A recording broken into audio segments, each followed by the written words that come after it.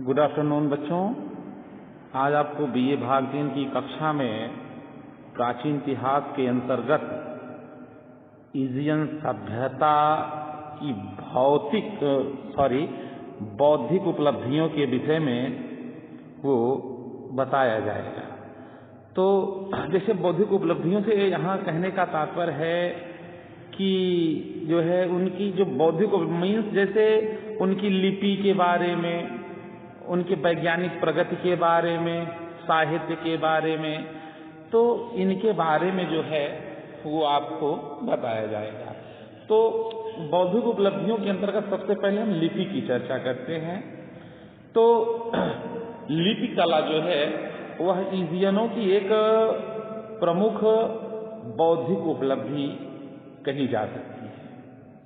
लेकिन यहाँ दुर्भाग्य की बात यह है कि जो इनकी लिपि है उसका विकूटन संभव नहीं, पूरा विकूटन मीन्स वाचन, उनको ठीक तरीके से पढ़ा नहीं जा सका है। एवांस महोदय ने यहाँ की लिपियों को जो है कुल मिला के 3 भागों में बांटा है, 3 वर्गों में बांटा है। एक तो है चित्राक्षर लिपि और 2 है रेखीय लिपि। ये रेखीय लिपियों को 2 भागों में बांटा गया है, एक है लाइनियर, एक है बालाइनियर। तो इन 2 भागों में जो है इस रेखीय लिपियों को बांटा गया है। सबसे पहले हम चित्राक्षर लिपि की चर्चा करते हैं। तो व्यापारिक आवश्यकता को ध्यान में रखते हुए प्रथमतः सबसे पहले जो है चित्राक्षर लिपि का प्रचलन जो है इजियन सभ्यता में हुआ। यह लिपि कुल मिला के 135 चिन्हों वाली थी, जिसमें जो है आंख, द्वार, जलयान, पक्षी, जहाज, भवन, वृषभ का सिर, ये जो है आदि जो है इनके चित्र जो है ये प्रमुखता से अंकित किए गए। इनमें से कुछ चित्र तो मिस्र के चित्राक्षरों के और लगभग जो है 40 की संख्या में हिब्रू चित्राक्षरों के जैसे थे। यह लिपि जो है यह लिपि से तात्पर्य यह जो इजियनों की चित्राक्षर लिपि थी, यह बेबीलोनियन कीलाक्षर लिपि की भांति जो है मिट्टी की पट्टियों पर शलाका की सहायता से जो है अंकित की गई थी। मतलब पहले मिट्टी को बढ़िया से सान करके उस पर जो है शलाका मतलब छड़ के माध्यम से जो है अंकित किया गया, फिर उसको जो है आग में पका लिया गया। तो इस प्रकार से यह जो है लंबे समय तक सुरक्षित रह सकी। 1908 ईस्वी में जो है क्रीट का एक महत्वपूर्ण अभिलेख प्रकाश में आया, जो लगभग जो है 6.5 इंच व्यास का एक तस्तरी पर उत्कीर्ण था। यह लेख जो है सर्पिल पंक्ति में कुल 241 चित्राक्षरों से जो है वो युक्त था। ठीक, तो इसके बाद जो है मध्य मिनोअन युग, मतलब जो 18वीं शताब्दी ईसा पूर्व था, वहां तक आते आते ये जो चित्राक्षर लिपि थी यह धीरे धीरे जो है असुविधाजनक प्रतीत होने लगी।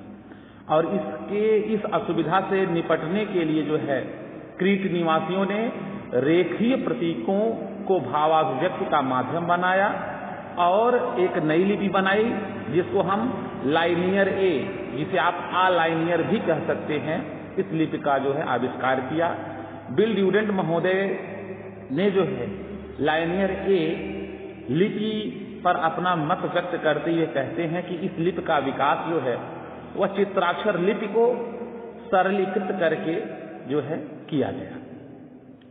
C.H. गार्डल महोदय भी इस लिपि पर अपना विचार व्यक्त करते हैं। उन्होंने कहा कि इस लिपि पर सेमेटिक प्रभाव जो है वह स्पष्ट रूप से दृष्टिगत होता है। तो कुल मिला के अलग अलग विद्वानों ने लाइनियर ए लिपि पर अपने अपने जो है विचारों को दिया। इसके बाद का धीरे धीरे समय बीतता गया। कालांतर में माइसीनी युग में जो है आ लाइनियर लिपि के आधार पर ही बालाइनियर लिपि का विकास हुआ। इस लिपि के अंतर्गत कुल मिला के 64 चिन्ह थे। जैसे भी आपने देखा कि जो चित्राक्षर लिपि थी उसमें 135 चिन्ह थे, ठीक है। तो और बालाइनियर लिपि में भी लगभग जो है 34 चित्राक्षर लिपि को छोड़कर जो है 34 चिन्ह बताए गए, सॉरी 90 चिन्ह थे, 34 नहीं 90 चिन्ह थे। तो लेकिन यहाँ पर जो बालाइनियर लिपि है उसमें कुल मिला के 64 चिन्ह प्रकाश में आए, 64 चिन्ह अनुमानित किए गए। पहले तो इस लिपि का लेख जो है नीनोस से प्राप्त हुआ था, लेकिन बाद में जो है हजारों की संख्या में इस लिपि के लेख इजियन सभ्यता के कोने कोने से जो है वो प्राप्त हुए। इजियन लिपियों का जो है ठीक ठाक वाचन न हो सकने के कारण जो है उनके साहित्य, दर्शन और ज्ञान विज्ञान का मुखर ज्ञान जो है वो प्राप्त नहीं होता है। तो जब उनकी लिपियों को हम पढ़ नहीं सके तो जाहिर सी बात है ना तो हम उनके धर्म के विषय में स्पष्ट रूप से कुछ कह सकते हैं, और विशेष तौर से विज्ञान और साहित्य के क्षेत्र में हम उनकी बौद्धिक उपलब्धियों का आकलन नहीं कर सकते। तो आइए हम एक बार जो है साहित्य, धर्म और विज्ञान की चर्चा करते हैं। तो इजियन लिपि के पूर्णतः न पढ़े जा सकने के कारण जो है बौद्धिक उपलब्धियों के क्षेत्र में वहाँ के साहित्य, धर्म, दर्शन और विज्ञान के संबंध में जानकारी का अभाव था। लेकिन लाइनियर बी लिपि में उत्कीर्ण जिन अभिलेखों का उद्वाचन हो सका उनमें जो अधिकांश लेख हैं वह भंडार गृह में रखी गई वस्तुओं के सूची पत्र हैं। किंतु जो है ये जो अभिलेख हैं, जो भंडार गृह में रखी गई वस्तुओं की सूची हैं, इस अभिलेखों के अध्ययन से उनके भौतिक क्षेत्र की सफलताओं और वैज्ञानिक प्रगति का अनुमान हम लगा सकते हैं। जैसे जो अभिलेख हैं वो अंक चिन्ह से युक्त हैं, उनमें गणित संबंधी ज्ञान प्राप्त होता है और ऐसा भी अनुमान किया जाता है कि उनकी गणित जो है वो दशमलव पद्धति के आधार पर ज्ञात होती है। और जो विनिमय का माध्यम था वह रजत और स्वर्ण के टुकड़े थे और उनकी जो भार प्रणाली थी वह बेबीलोनियन अनुकरण पर आधारित। उनको संभवतः जो है पंचांग का भी ज्ञान था, क्योंकि हमने आपको पहले ही बताया कि उनको जो है जो वे कुशल नाविक थे, इसलिए स्वाभाविक रीत से खगोल विद्या से भी जो है उनका परिचय ज्ञात होता है। जो परवर्ती आख्यान हैं उन आख्यानों से जो है ऐसा प्रतीत होता है कि इंजीनियरिंग के क्षेत्र में भी वो काफी हद तक सफल थे। जल निकास के उत्तम व्यवस्था के तकनीकी ज्ञान की पुष्टि भी आख्यानों से होती है। जैसे सिंधु सभ्यता में आपने देखा कि जल निकासी की उत्तम व्यवस्था की एक वेल डेवलप आर्किटेक्ट का ज्ञान हमको सिंधु सभ्यता से प्राप्त होता है, तो उसी प्रकार से जो है उससे कुछ मिलता जुलता इजियन सभ्यता से भी जल निकासी के उदाहरण हमको जो है वो प्राप्त होते हैं। तो ये तो इनकी जो है साहित्य और विज्ञान में कुछ रुचियां रही। क्योंकि अब इनकी जो है लिपि को हम पढ़ नहीं सके हैं तो इसलिए हम बहुत कुछ धर्म, दर्शन और साहित्य पर विशेष रूप से बहुत ज़्यादा कुछ नहीं कह सकते हैं।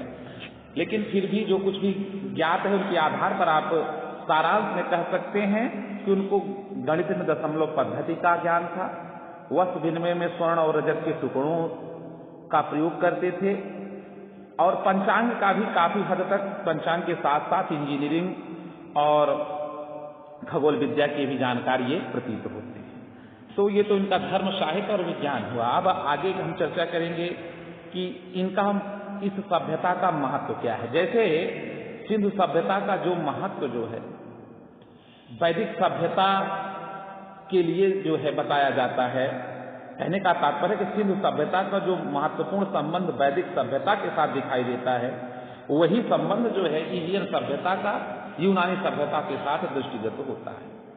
सिंधु सभ्यता जब खत्म हुई, जब उसका अवसान हुआ, तो उसके बाद भी जो वैदिक आर्य थे वे सैंधव सभ्यता के प्रभाव से अपने को जो है वो पृथक नहीं रख पाए और ठीक इसी प्रकार से इजियन सभ्यता के निर्माताओं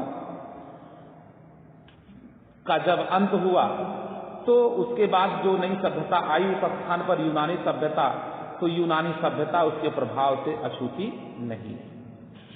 ठीक, तो एक सभ्यता का दूसरी सभ्यता पर जो है कहीं ना कहीं प्रभाव निश्चित रूप से पड़ता ही पड़ता है। प्लूटार्क के अनुसार जो है स्पार्टा के अंतर्गत शारीरिक शिक्षा के अनेक नियम जो है वह क्रीट से अनुकरित किए गए थे, अनुकरण किए गए। नवविद्या का सर्वप्रथम विकास जो है इजियन वासियों के द्वारा जो है किया गया प्रतीत होता है। किस ऋतु में किस मार्ग से यात्रा करना उचित होगा, इसके प्रारंभिक ज्ञान का श्रेय भी इजियन वासियों को दिया जा सकता है। यहाँ के लोगों ने समुद्र शास्त्र को ज्योतिष शास्त्र के साथ जोड़कर इसका पूर्ण विकास किया और इसे इजियनों से जो है वह यूनानियों ने ग्रहण किया। तो अगर सारांश रूप में, निष्कर्ष रूप में हम कहें तो इजियन सभ्यता एवं संस्कृत का संपूर्ण योगदान जो है वह स्वीकार किया जा सकता है।